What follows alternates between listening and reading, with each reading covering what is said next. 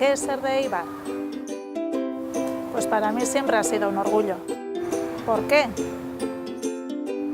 Por la industria,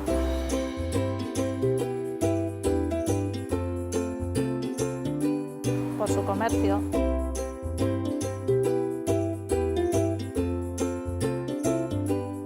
Este no es el Eibar que queremos.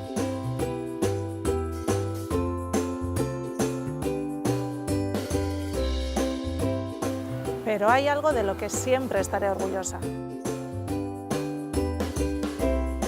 Su gente. Gente luchadora, que quiere salir adelante. Jóvenes que quieren trabajar y vivir en Eibar. Que quieren cambiar las cosas.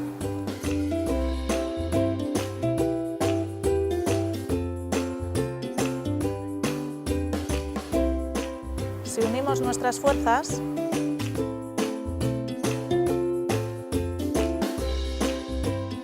codo con codo,